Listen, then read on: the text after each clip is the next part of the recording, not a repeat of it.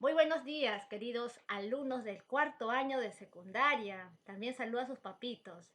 En la asignatura del día de hoy nos toca literatura. Vamos a ver un tema muy importante. Bien, es la literatura medieval. Vemos acá un dibujito bastante extraordinario, ¿no? Como verán, resaltan las costumbres de esta época.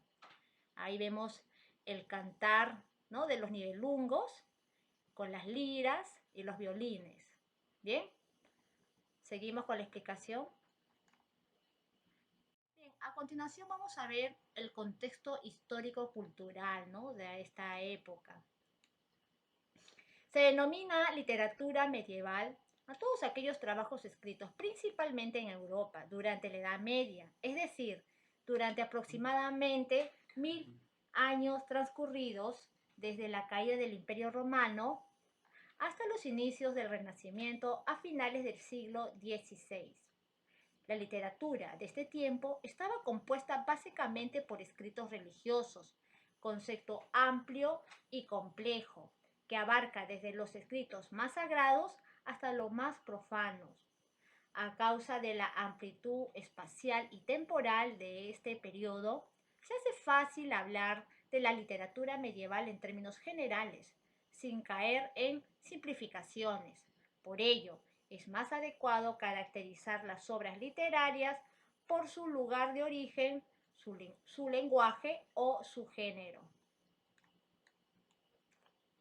Continuando con esta explicación del contexto histórico, la mayor cantidad de obras pertenecientes a la literatura medieval son anónimas. Esto no es debido únicamente a la falta de documentos de este periodo, sino también a qué papel jugaban los autores de aquella época.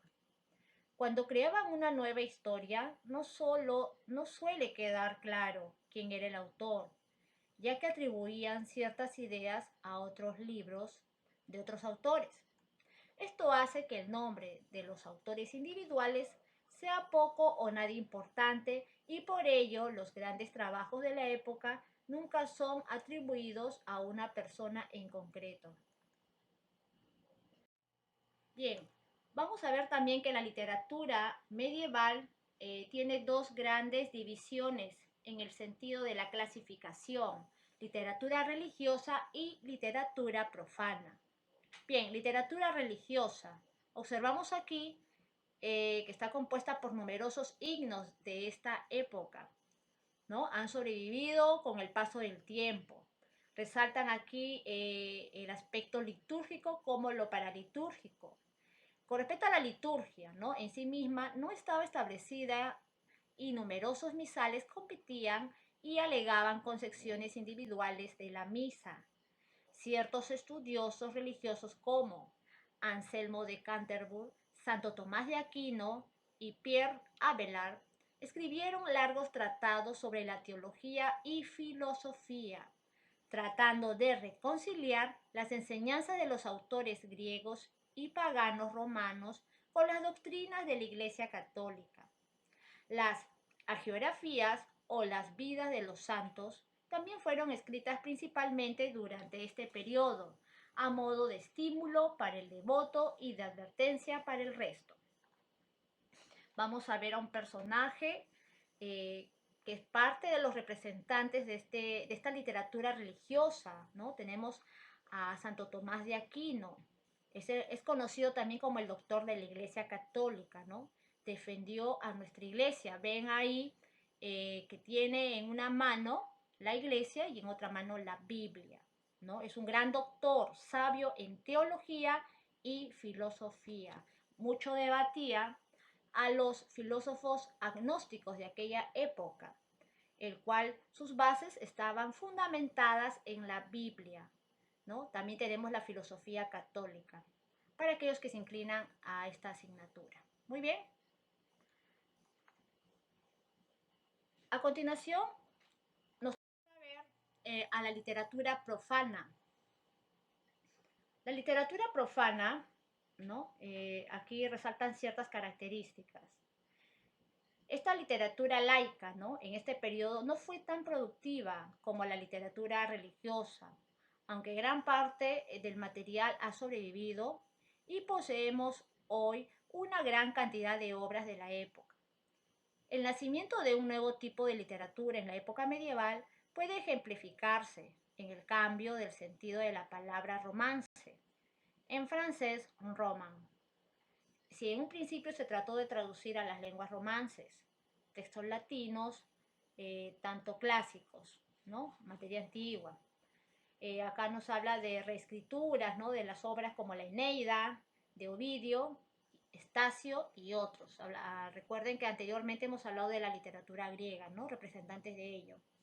Como hagiografías o crónicas históricas, al dejar de lado las fuentes clásicas e inspirarse en tradiciones orales.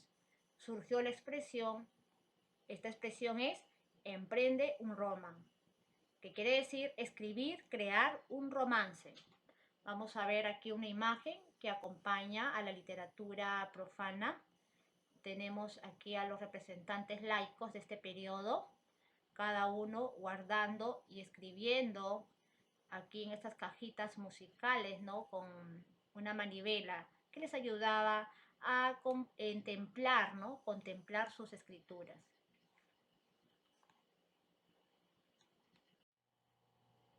Literatura medieval escrita por mujeres.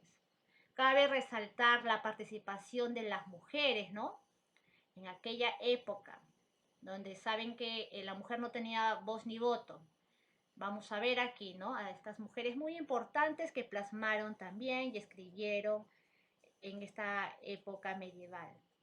Aunque las mujeres en el periodo medieval no se encontraban en igualdad de condiciones como los hombres, algunas mujeres fueron capaces de utilizar su habilidad con la palabra escrita para ganar renombre. La escritura religiosa fue la opción más fácil para ellas. Las mujeres, que eran posteriormente canonizadas como santas, solían haber publicado sus reflexiones, sus revelaciones y sus oraciones.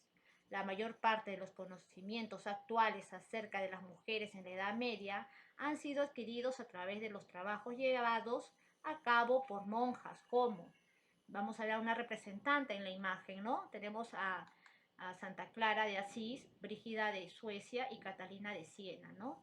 Acá tenemos a Santa Clara de Asís, una monja representante, ¿no? De esta literatura medieval. Bien. Tenemos ahora los temas, ¿no? El tema que más sobresalió en esta época es el amor cortés, ¿no? Ese amor que se da de manera incondicional, sano, tranquilo, pacífico, amable, educado. Dice, cobró importancia en el siglo XI, especialmente en las lenguas romances, principalmente el francés, el castellano, el provenzal, el gallego y el catalán, y en las lenguas griegas, donde los cantantes ambulantes, los trovadores, ¿no? Por aquí vamos recordando a los maestros de julería, los trovadores, se ganaban la vida con sus canciones.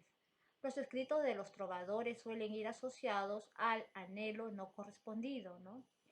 A las metas que ellos se trazan y muchas veces quedan en fracaso.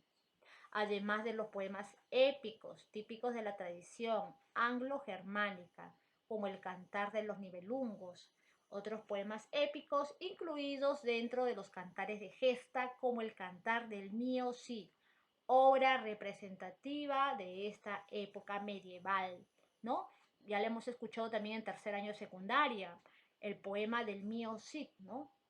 El personaje principal de aquella obra, Rodrigo Díaz de Vivar. Bien. Características. La literatura medieval tiene una serie de rasgos que la definen y distinguen. Vamos a ver sus características. Es de carácter anónimo. El autor no firma su obra porque sabe que esta pertenece a una colectividad. No busca diferenciarse de los demás. Otra característica, didactismo. Las obras en su mayoría tenían una función didáctica, transmitían valores cristianos y ofrecían modelos de comportamiento. Bien, como tercera característica tenemos imitación. Los autores recogían una tradición popular o un texto latino y lo recreaban, es decir, las obras no eran originales ni se consideraban importantes que lo fueran. Como cuarta característica, obra en verso. En la Edad Media se consideraba que el verso era lo que hacía a la literatura una obra. Bien, quinta característica, obra oral. Era difundida oralmente por los juglares, ya que la gente no sabía leer. Esto explica que sean pocas las obras que se han conservado. Bien, acabamos de ver las características, ¿no?, de la literatura medieval. A continuación, algunos representantes, porque luego ustedes van a investigar, ¿no? Muy bien, representantes. Tenemos personajes que sobresalen como a los mesters de clerecía. Clerecía viene de clero, clero, iglesia, sacerdotes, monjes. Utilizan un lenguaje culto, escriben en verso. La finalidad de sus obras es didáctica, es decir, escriben para enseñar. Los temas son casi siempre religiosos e inspirados en la tradición griega y romana. Dentro de ello, hablamos de quiénes son estos poetas de Mester de Clerecía. Tenemos a Gonzalo de Berceo con su obra Milagros de Nuestra Señora. Juan Ruiz Arcipreste de Ita con su obra El Libro del Buen Amor. Bien, acá tenemos otro representante, a los Mester de Juglaría. Significa oficio. Por lo tanto, Mester de Juglaría es el nombre que recibe el oficio propio de los juglares. También se llama así a la forma de componer y narrar historias de los juglares, así como al conjunto de las obras que crearon. Bien, otra característica más, los cantares de gesta. ¿Cuáles son las características de los cantares de gesta? No tienen autor conocido, son anónimos. Sus obras escritas en versos estaban destinados a ser cantados o recitados. Se transmitían oralmente de padres a hijos. Bien, los jarchas, estas personas, ¿no? Se trata de breves cancioncillas en las que una mujer se lamenta por la ausencia de su amado. Suelen estar compuestas en árabe vulgar o mozárabe y aparecen al final de unas composiciones poéticas escritas en árabe y hebreo culto. Bien, realmente vemos aquí el gran apogeo que tenía esta época medieval. Bien, acá tenemos una cronología, ¿sí?, bastante extensa, detallada. Hablamos sobre el contexto histórico, las cosas que acontecieron en cada siglo. También vemos a los representantes. Esto, por favor, léanlo de manera detallada, bien, que les va a servir posteriormente para la evaluación. Bien, a continuación ya saben que van a tener una actividad, lo van a ver en su archivo PDF. No se olviden escribir la parte de la actividad domiciliaria en el cuaderno, colocar antes la fecha, el título. Y bueno, ha sido para mí un gusto trabajar con ustedes y conmigo hasta otra oportunidad. Muchas bendiciones para ustedes y sus familias. Gracias.